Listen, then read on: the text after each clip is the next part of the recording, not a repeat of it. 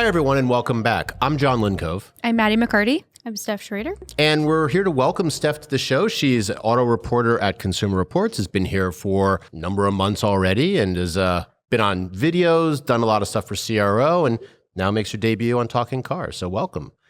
This episode, we are going to be talking about the new Nissan Leaf electric vehicle. it now has a NACS, the North American Charging Standard port, instead of CHAdeMO, which is Charge de Move, equivalent to charge for moving, and is a pun on Ocha Demo Igaka Desuka in Japanese, which means let's have a cup of tea when charging. And forgive my Japanese butchering. You need multiple cups of tea. Yes, for the old Leaf. That was a long, big cup of tea. Yeah. It is the third generation. The Leaf originally debuted for the 2011 model year here in the United States. And it's still a small car. It's a little taller.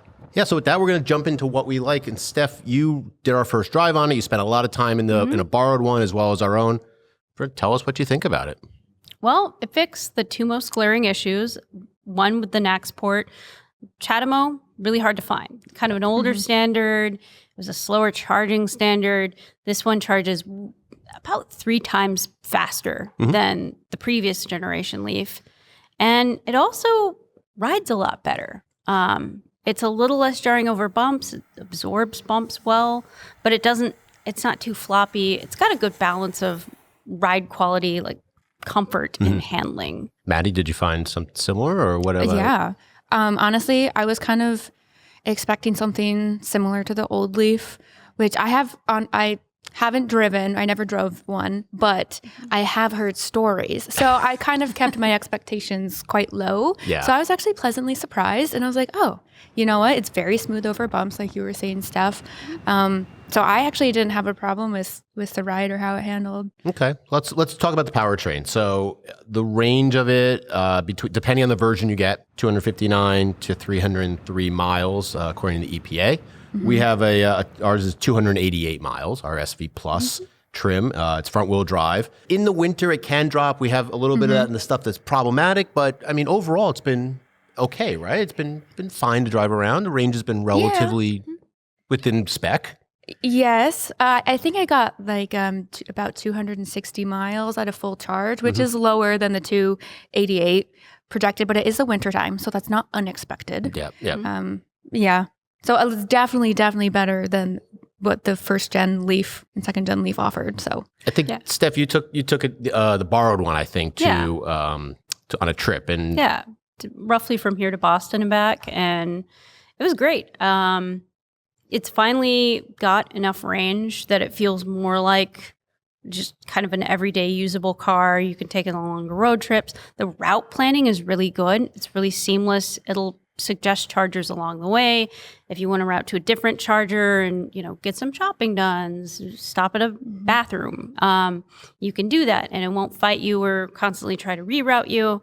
But yeah, it's just kind of a change in focus from being more of a commuting focused vehicle with that shorter range to being one that you can take on a road trip if you want to. Yeah. I mean, I think it's based on the Aria similar platform as the Aria. So, it has Nissan's been able to take a lot of that development, put it into this, because Aria is expensive. I mean, this is not cheap, but it still is much more of the approachable, affordable EV. Absolutely. Yep. And I think having that switch to the NACS charger does make it into something that you can take on those trips to other cities and other states, because the level at which you can charge the Leaf is so much faster now, and there's so many superchargers around. You just have to be careful, and you have to actually look in, I think, the Tesla app to make sure that the charger you're going to is one that supports vehicles that aren't Teslas. Yeah. So that's the only caveat I would say, and PSA to people. Yeah, there has been. I mean, as an interesting side note about all the whole NACS is open. Some NACS is open to some. Yes. Not everything is there. But yeah, no, totally. The interior, and I think, Maddie, you want to talk about the seats at some point, has the zero gravity. They're called tailor fit seats, which is Nissan synthetic leather that feels like Napa leather, and not the winery version of Napa, but the material feel. What did you each think of it? Because it came across as a positive, and so far in our driving, most people felt they're okay. And we've had a lot of conversations, you and I particular, on another podcast about seats. Zero gravity. Yeah, no, I thought they were fine. I honestly didn't realize that they were zero gravity, but I did notice that they were nice. So I guess that kind of confirms that the zero gravity seats are comfortable. I did see that other people, they didn't like it. Do you maybe not like it? I thought they were really supportive while still being soft. But I do worry about how that tailor fit, that pleather, let's call it what it is. Yeah.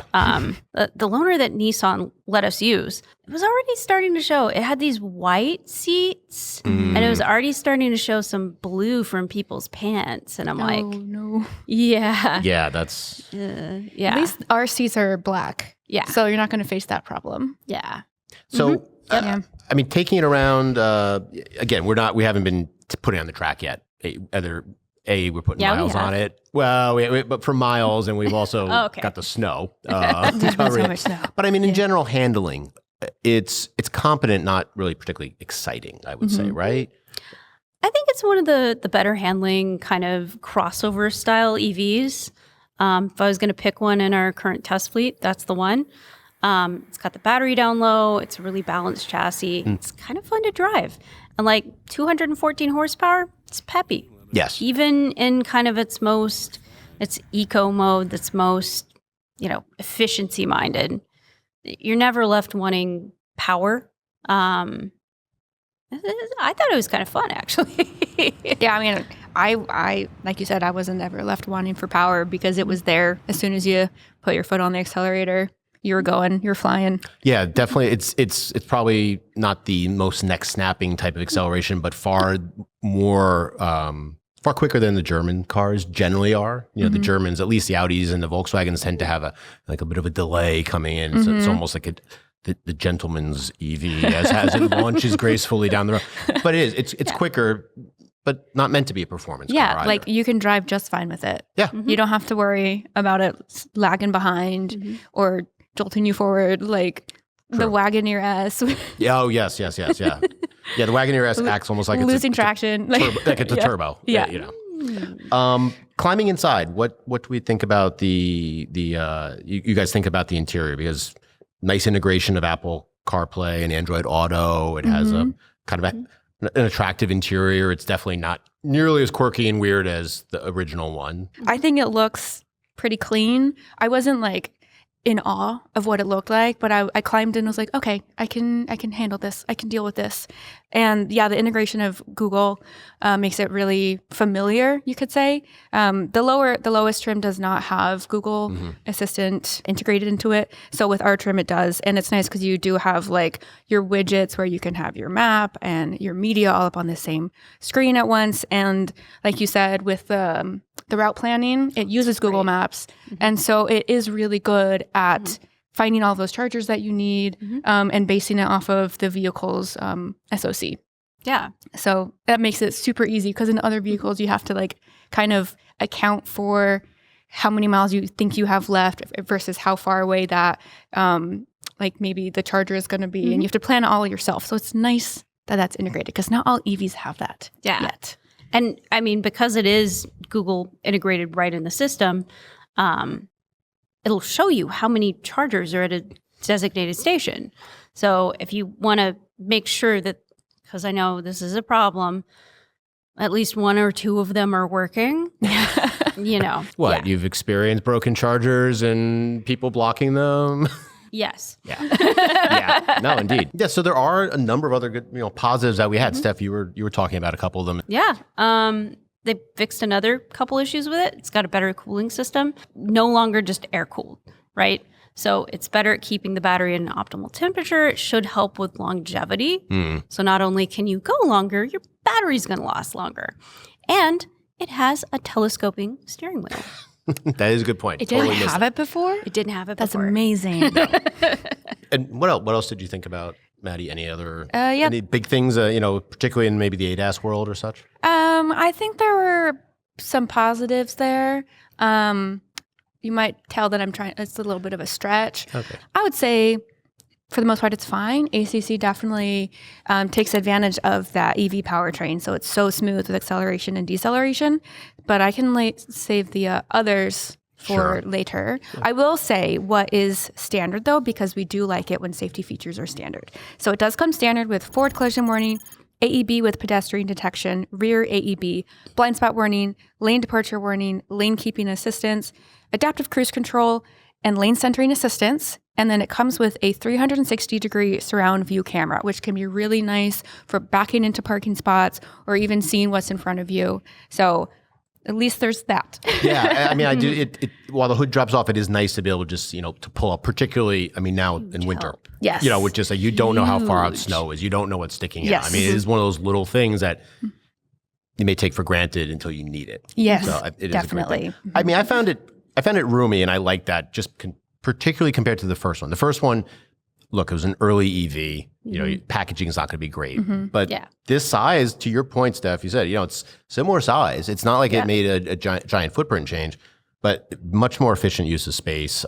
Rear seats comfortable, easy to get in and out of. And again, it is a longer distance EV, not a commuting special that you have to constantly charge like that first one. I like that it's still pretty inexpensive. Like, I know the Bolt that's coming out is kind of a limited release, is going to be undercut it by just a couple $1,000s, but I mean, it still starts at under $30,000. Yep. Delivery fees bump it up just over $30,000, but still, I mean, basically the same price as the last one, which today is really kind of rare. Yep. Especially with something that has so much more modern technology and is such a big step forward in a lot of ways. And it's not a gimmicky $30,000 where it's like, well, it was really 40, but then you figure in the incentive and the this and the that. No, it's you walk in, you can pay that price.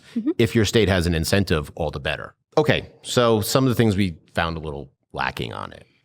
One, charging speeds, not really particularly great. I mean, it is I think you said 3 times as faster than the last Leaf, but still 150 kilowatt max on DC fast chargers isn't fantastic, right? I didn't find it that obtrusive. I mean, Nissan, we haven't really done our own speed test aside from, anecdotally the one time where it went 7% to over 90% and only over 90% because I was farting around in a store.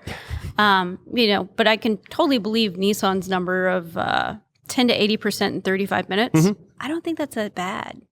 Not awful. I think it's the in comparison you see for a brand new car coming out, it's on the low end, where you see a number of competitors that do have just faster speeds. So maybe not a super negative, but definitely on the low end of that. It's livable, but it'll be surpassed probably pretty quickly. Oh, yeah. Well, we see what everything, the minute it's out, it's going to be surpassed. Yeah, right? I feel like everything we've talked about so far is very much just exactly that sentiment of it's very middle line and it's going to be surpassed, but it's all right.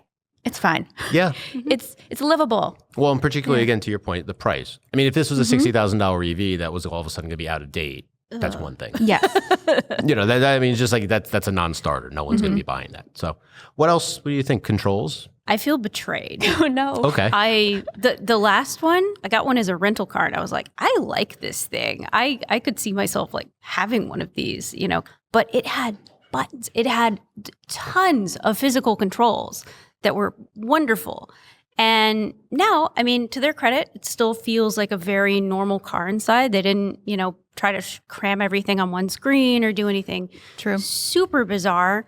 But they have a lot of these touch-sensitive buttons that, if you don't have gloves that have the little point, you can't use with gloves. That really is annoying in the wintertime because the climate control buttons are all touch capacitive on this bar. I don't know if you struggled with those, but I did. I accidentally hit the screen a lot. Yeah. And you don't know if it actually registered your input because it has a very light beep, but you can't hear it if you have the AC or the heater going or if you have music going. And then it's supposed to have a haptic touch feedback, vibrate a little bit. I couldn't feel it. I think one person did. Did either of you feel any sort of response? Okay. No. So then you are kind of tapping blindly and hoping that it works. And I mean, anytime you have to take your eyes off to kind of confirm, did I press this? And some of these controls, especially on the steering wheel, they're so little that you have to have a great amount of precision to make sure that you're pressing the right one. Mm-hmm. And it's just frustrating. And it's less safe than having, here's a knob, here's a You know what they switch. did give you, though? They gave you buttons for the gear selector. Bless their hearts. You're telling me you don't like those buttons? I mean, you get Well, there's the used drive to mode that. switch too. You have a toggle. Oh yes, So, yes. Yeah. I would appreciate a regular inline gear shift or something like that. Yeah. I mean, to your steering wheel, point, I found with every Nissan that I've driven, let alone the Leaf, but Like I think I was in the Armada. Armada recently for a while.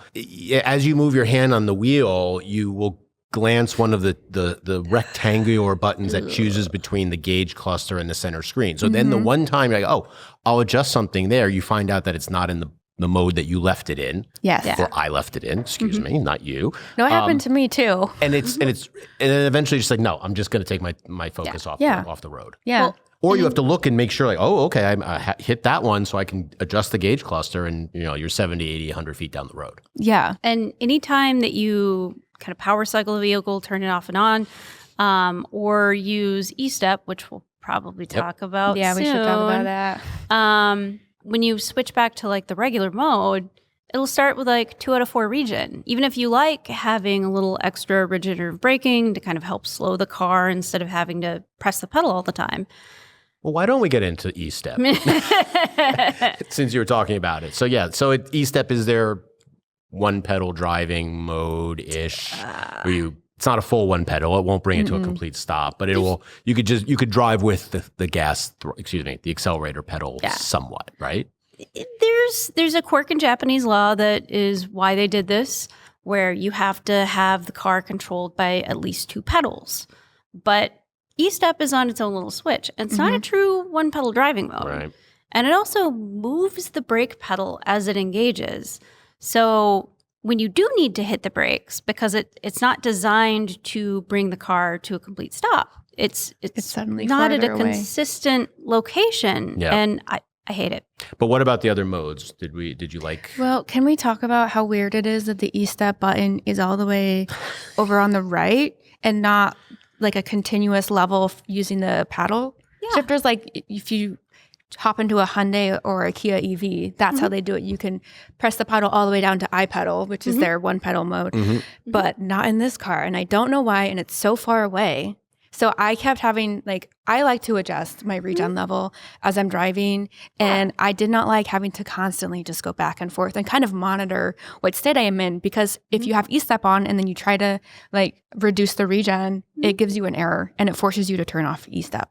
So I just don't think that it's a very intuitive way to do that. Yeah. It should really just be the 5th level. Yes. If, and on the paddles, it shouldn't require going all the way over here. No. And I will say I thought I wasn't going to like the range of regen, but I actually thought it was okay. By the end of the time that I had with it, at first I thought it wasn't like the levels themselves, there's 4 different ones, that they weren't different enough from each other. But then I settled on level 2, which I liked. Okay. So I think I was okay with it. I mean, I always like engaging and playing with it and almost using it like left foot braking in a sense. And I think the Hyundai system, when they execute it well, and sometimes their hybrids have it and sometimes their hybrids don't have it, and that's a different vehicle, but it's still strange. I think it's the best of all of them because it has a wide enough range. But it still doesn't remember when I get in that I want one pedal braking. Yeah. Because I'm, in You my do that every neighborhood, time. I'm in the city. And I want to get in and, Hyundai, what are you doing? It's as if it's some kind of, safety thing. We have to go back to the basic and then go from there. Yeah. don't like that. Maddie, you alluded to the ADAS I did, issues. yes. So So- where are we with that? Yeah, so we do have lane centering assistance to help steer your vehicle in the center of the lane, and adaptive cruise control, which is going to help you maintain a set speed behind a lead vehicle, and it can speed up or slow down depending on what the lead vehicle in front of you is doing. So like I said, ACC, fairly smooth, but lane centering, I would say that is my least favorite part of this because it just didn't feel like it was right on the center lane. It didn't just stick to it. It was very fluid, and it would swing wide around curves. It even would activate lane keeping, which would then kind of freeze the steering wheel as it was pushing you back into the lane. This whole time, it's like, I'm not the one who caused the vehicle to swing wide. The vehicle did. So now you're punishing me for a mistake you made. So I just don't think that it's very pleasant to drive with. Many other systems allow you to put in your own steering, and it feels like you are driving with the system. This one feels like it doesn't want you to as much, and it's just taking hold and has stiffer steering. Yeah. Lane departure warning, lane keep assist kind of engage kind of late. Absolutely. They're kind of like a last resort as opposed to an assist. Which might be maybe a philosophical decision on their part, but I think that even on like the strongest intervention it's like the high sensitivity level, it doesn't really change how effective it is. So it's always going to activate once you're out of the lane, and then it might give one shove back into the lane and then give up. Yeah. So you'll end up changing lanes anyways by accident. Yeah. And if you get to one of those like dotted lines as you're like merging onto the freeway, sometimes it'll go and it's not pleasant. Yeah. Like you should have to monitor the system. It's not going to be perfect. But when you feel like you have to babysit the system, I don't want to use it. Is it the lack of that additional feature that, the hands-free aspect? I think the difference here is that the hands-free aspect is also using HD mapping.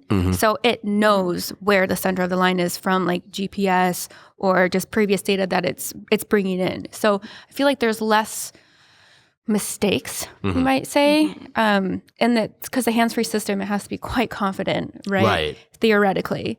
So I think there is a performance difference that you can definitely see. Okay. And one thing that's very different apart from the hands-free versus hands-on, is that this version doesn't have a driver monitoring camera.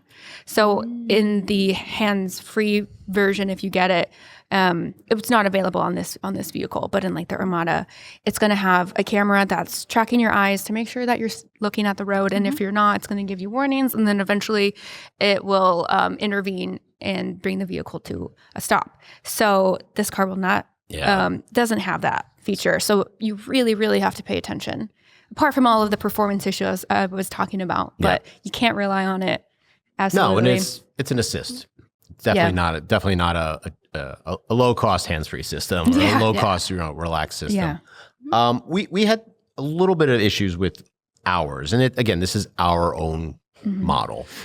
So it's not to say that all Leafs are bad or something, but some charging issues. It's supposed to get. One person said, that we're supposed to get about 288, 290 miles, but full charge 263. I think, was that you or was that was Alec? me. Okay, that was me. Okay, sorry. Yes. So we've had some, like you said, interesting phenomenons happen. Yes. With this. Phenomenon. That's a good one. So when I took the vehicle, it was at 263. And then when I got to my home, left it there, didn't touch it again, hopped back in it.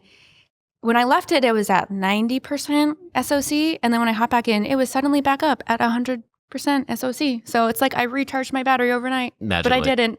It wasn't plugged in. But the range didn't change. So it's just kind of tricking you to be like, oh, I'm 100% charged again. So I don't know what it would do if I plugged it in. But I wasn't the only one that experienced this. One of someone else on this podcast, Mike Crossan, he said that when he took it over the weekend, it would drop as he was driving, and then every single time he hopped in, it would be back at 100%. So it was 100% of what remained. Yes, technically. So maybe that was it. I would feel Which right is not at helpful. home. I have a old 944 with a broken fuel gauge. So it's always full. It's always full, always empty. It's just always, when it goes, it goes. Yes. Yeah, just charge it in. Plug it in often. Steph, did you, when you were driving it, what was your experience with any of the range issues, or it was? Most of my driving was earlier in the fall, I didn't get anything like that. But I mean, this is kind of a standard EV problem. When it gets cold, it doesn't charge as efficiently. It doesn't, keep its range as well. But luckily, this one has enough range that I don't feel like you're going to get stranded like you will in the Fiat 500e. We did have one person. I think Joey ran out. Yeah. Joe ran out on the highway. Goodness. he was supposed to have, like, he didn't charge it overnight because I think when he got home, he had over 50% SOC. So it was like, all right, I'm going to have enough getting back. And no, he said it like dropped so severely as he got closer and closer to the track. And so, yeah, it went into turtle mode. He got battery issue warnings, and it ended up dying. And then I think Mike Crossan had to go and rescue him. That happened to me with the first Leaf we had too. So I mean, I think with the test Leaf, one person has to get stranded. Yeah, you know, it's a tough initiation. Yeah, it is. Yeah. So I think moral of the story in ours that we have, like you said, we don't know if it applies to others. Mm-hmm. You can't trust the SOC. You can't necessarily trust the range once it goes 50%. We realized so. Mm-hmm. But our EV range test, I think later in the summer, we'll see how much we get. So we do have a first drive on consumerreports.org that Steph wrote about, the one that we borrowed, and the Leaf is about to enter testing. And as soon as we plow the snow off our track, we'll be able to get a lot of that done. So check out consumerreports.org for more on the Leaf and our road test information. So now we're going to move to a different topic because we had a discussion with Keith Barry about car insurance. It's something that we hear a lot about from viewers, from readers, from subscribers, from members. So Keith and I sat down and had a great conversation about car insurance that we want to share with you. So Keith, car insurance, huge topic. In my house, I've got my daughter is going to be a licensed driver soon, so I'm looking forward to that cost increase. Oh boy, but yeah. But tell us. I mean, we have a survey that we did of insurance policyholders. They gave us a lot of information. Yeah, and you can see all that at cr.org/car insurance. And so we survey. We love surveys here at Consumer Reports. My gosh, we survey everything. But I like it because the survey means people want to hear what we have to say, but they also want to see something that reflects what happens in their lives in the real world. Exactly. And so when we asked 40,000 people what they thought about their insurance, we were able to look at many more experiences than we could have with insurance companies. Oh, certainly. Yeah. So, different states, different parts of the country, a lot of insurers only are active in certain areas. So we asked them, whether they liked their insurance company, whether they switched recently, if so, why they switched. We asked them about claim satisfaction. We asked them about price increases. We asked them if they were satisfied with the prices. And we were able to figure out which insurance companies were the best in the most of those areas that we asked them about, and for different parts of the country, and for even different groups of people, including seniors, new drivers, et cetera. So, I mean, some of the findings, I think one of the big things is people tend to just sit on their policy. Yep. It comes in the mail every year. It doesn't look obscenely, obscene when they raise the rate. Is that good or bad? Yeah, so you might be leaving some money on the table. So, what we found is that if there's a change in your life, like your kid's getting a license, like maybe you're retiring, you're changing a job, you're changing a car, you're getting married, you're getting divorced, whatever. You want to talk to your insurance company about that, and you also want to shop around for insurance. It isn't just about the life changes, but it's also depending upon where you live. In some states, insurance companies are allowed to just jack up your rates if you haven't switched for a while. So you're saying like being passive gives them a window? Yeah, they say, this person isn't shopping around. They're safe. We're just not going to treat them that. We're just going to jack up their rates. No accidents, no nothing. No, okay. And that's in some states that's the case. The other thing that you have to think about is in some states they're also able to look at your credit scores. So if your credit score improves or if it takes a hit, that's also going to change it. So it's always good. I'd say every 3 years or so. It doesn't take that long. Call around, find a local independent agent, go online, and look at our list of the top-rated insurers, see if they operate in your area, and get a couple of quotes. And I've personally done this. One time I ended up saving a lot of money. Another time I realized, hey, I'm actually in the best spot I could possibly be in. And at least what you're spending, even if you don't save money, at least It's a validation check, basically. It's validating what you're where you stand, and then what you can save potentially. Exactly. Another one is if you're buying a new car. So we got data from a couple of our partners, and it showed the difference in price for yearly price and insurance from one car to another two brand new cars. Two cars could be sold even at the same dealership. Could be $2,000 a year. For what reason? Well, it depends on, sometimes it depends on how expensive the car is to fix, Sure. how much damage it can do to someone else if it hits them, which is unfortunate. So you're saying like a Camry, and not knocking a Camry, but just Yeah. as an example, next to a Tundra. Yeah, a larger car is going to do more damage. How easy that car is to fix, and also sometimes it's just sort of the vehicle itself, where the claims history for that vehicle is. Sports cars, fast cars, Yes. tend to be more expensive to insure. Sure. The cars that are kind of on our top picks that are a little more, hey, this is a good choice for a family. Those tend to be a little less expensive.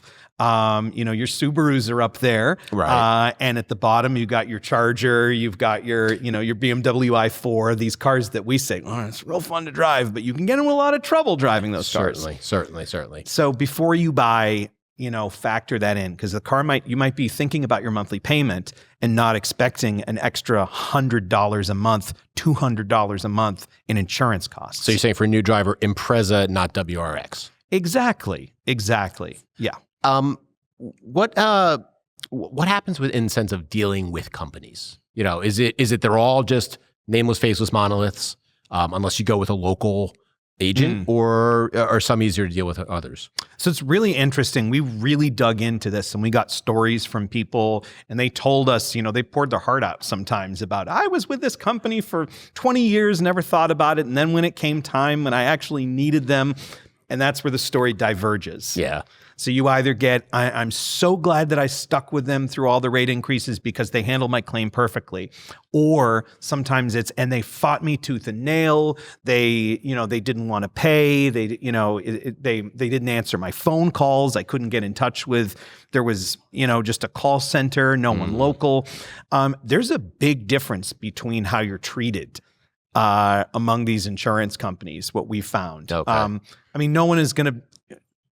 No one's going to get invited to your wedding, but some of these folks, you're not going to put them on your holiday card list, but some of them are a lot easier to deal with than others. And when you're already in a lousy situation, you want to make sure that it's, nice and easy to get that claim paid, have it taken care of, have one person you can deal with rather than having to call and wait on hold and tell your story every time. You talked about, the anecdote of the person paying all the rate increase and such. Does it tend to go what you would think the super cheap, low cost, by the dollar insurance company versus a little more of the high end price? You get a little better service. You get what you pay for, basically. Sometimes, but the thing that I notice the most is that some of the companies that are on the bottom of that list are the ones that spent the most money on marketing. It's kind of the famous insurance companies are the ones that, maybe are the ones that you might want to get another quote if you have them. Not saying that they're necessarily bad. Right. Sometimes they're the least expensive. Sometimes in your area, they're the best choice. But we did see some companies that are a little more selective, some companies that mostly dealt with individual agents and local agents who were long-standing, so you could have that relationship. People said that they really liked that. Sure. Some like, USAA, that one's limited to military families and kind of extended military families and veterans. That's one where there's, that's always up there. But again, it's a bit of a select list of people who can actually get it. So it isn't necessarily the big guys are bad and the little guys are, or it really is, it comes down to, it comes down to a lot of different factors. Some of those factors, does the agents or do the companies really know a lot about your vehicle or your area, or do you have to kind of prompt them? Yeah, I would definitely prompt them. The best agents are going to try and get a policy that fits you because they are trying to keep you as a customer. So, I've had this experience when I've called insurance companies. Sometimes they've said, honestly, there's nothing we can do. And I'll say this, that, and I'll say, well, that doesn't work in your area. You don't qualify for this, et cetera. Sorry, that's the best we can do. And other times that they've sat with me and said, hey, if you want to adjust your deductible a little, if you raise it by this much, Sure, if you end up in a crash, you'll have to pay that amount, but your monthly payment will be lower. And if you don't expect to get into a lot of crashes, it'll come out in the end with your saving money. Well, they see your record, so they can make that. Exactly. They're not going to say to the person who once a year is having a crash. Exactly. But there are other things too. You can get discounts. Ask about these discounts. And they depend on where you live. They depend on a lot of different things. So I am sure that your daughter is a straight A student. Close to it, but that bio AP score grade needs to come up. Okay, you got to work on that. You got to work on that. I only got a 4 in my bio AP. It's one of my great shames in life. And look at where you landed. I know. I'm not dissecting anything. Did not go to medical school. But with that said, she might be able to qualify depending upon who your insurance company is, for a good student discount. Okay. There are loyalty discounts. There are, if you don't drive that much, you can call and let them know. We saw this happen a lot during sort of when work from home was even more popular, that people would call up their insurance companies and say, hey, I'm only driving 10,000 miles a year. I'm not driving the 30,000 miles I used to. And the premiums went down. Sure.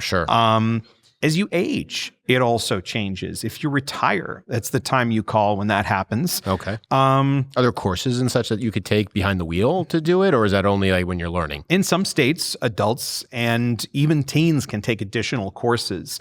Again, that depends on insurer and state. This is, there are 50 different sets of rules around car insurance. Sure. So it's very hard to make generalizations.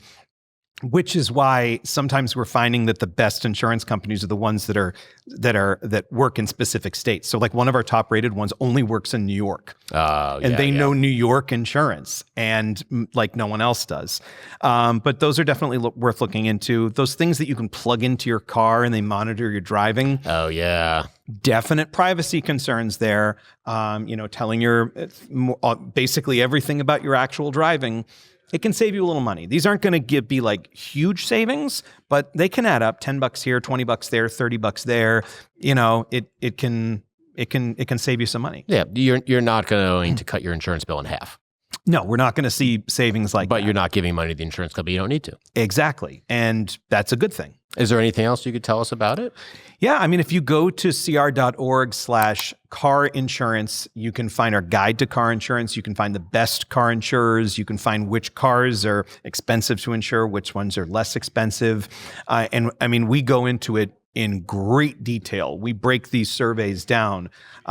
We slice them and dice them, and we have something kind of for everyone in there. And people can be part of the survey if they're members of Consumer Reports? Yes, they can. So tell us what you think about your insurance company. We love when people tell us what they think about their products because I'm only one man. Yes, yes, and we work you to the bone as if there were two. Yeah, and 40,000 can make you can get a very good sampling, and it makes our statisticians happy too. When that number goes up, they're happier. Excellent. So people go to cr.org/car insurance, and they can also look to join Consumer Reports as a member and participate in our surveys. For the car insurance, or as well as for our annual survey for cars and all other products. Give us a piece of your mind. Tell us what you think about what you own. Excellent. Well, with my daughter getting close to driving time, I'm going to take a look. Yeah, good luck. And now we'll move to the question and answer part of the show. As always, send your video and text questions to talkingcars@icloud.com. If you do get your question chosen, you'll get a piece of swag. It looks kind of like this, but not a sweatshirt. So imagine it without a hood and long sleeves and stuff like that. Maybe like Steph. It's like what Steph's wearing, but with shorter sleeves. There you go. Yeah. The question comes from Steve from California, who says, I live in the Central Valley, and we have some of the worst fog in the world that causes massive car pileups. I own a Toyota RAV4 Prime and frequently use adaptive cruise control to help me navigate in this fog. I remain hyper-vigilant about the cars in front of me and feel like the adaptive cruise radar sees well through the weather, sometimes even better than I do. Is my car's radar able to see through fog, or am I just hoping that it's helping me? Maddie? Yes. The answer is yes and no. So the RAV4 Prime, it comes with 2 sensors for adaptive cruise control, or what Toyota calls dynamic radar cruise control. So you have a camera in the front windshield at the top, and then you have 1 radar sensor in the front of the grille. And these 2, the more information you get coming in, the more sensor overlap you have, the better feedback you're going to get, and your system is going to be able to parse out all of the false positives, false negatives, and get you actually information on what is out there. So radar is sensitive to inclement weather. So those raindrops that you have in really dense fog, those are going to dissipate the radar, and it might even reflect back the radar signal. So your vehicle might sense that there's basically a ghost object there. But be that as that may, I have also experienced using adaptive cruise control. I use it in inclement weather with heavy rain. We certainly get really heavy rain here and snow. But the thing is, you need to be monitoring it. And it sounds like you are staying hypervigilant, which is fantastic, but it can give you that extra level of security as long as you're monitoring it. So use it at the farthest gap distance, so gap distance number 4 in your car, and just know that the system can give false positives. It can miss things, but I think of it as an extra layer of security to help me in case there's an object out there that I can't see. The camera also basically is like your human eyes. It's not going to be able to see through that fog very well. But with the integration of the two, it can give the vehicle some information that can help actually be able to monitor how far away the car is from you. It is going to it's going to struggle even more around curves. So I'm guessing Central Valley, if there's mountains, there's going to be a lot of curves. So be careful. It might pick up the wrong vehicle. I would definitely stay hypervigilant. Yeah. Toyota officially says don't do that. Yes. But, as long as you look at it like a driver aid, again, it's very good that it has those redundant systems. Absolutely. So, if the camera gets, a bunch of condensation, a bunch of raindrops, you still have radar, vice versa. But the third system needs to be your own eyeballs. Yeah. I agree. Yeah. And also, I mean, I always find I really like driving with those types of systems, but modulating the throttle myself, not just setting it at 75, backing off on level 4 and being like, okay, everything's good. I mean, no. And I'd rather be out of it more often in fog. Fog is just, I would trust almost the forward collision warning versus having it on the adaptive cruise control at that point. The forward collision warning is going to kick in. Hopefully if it's in your sight, it's going to be in the car sight. Yes, exactly. Yeah. But instead of relying just purely on the system, it's like, all right, it's going to totally compensate for me, because fog is definitely scary. I mean, even blowing snow is scary, let alone fog. So, well, that does it for this episode. Thanks for watching, and we'll see you next week.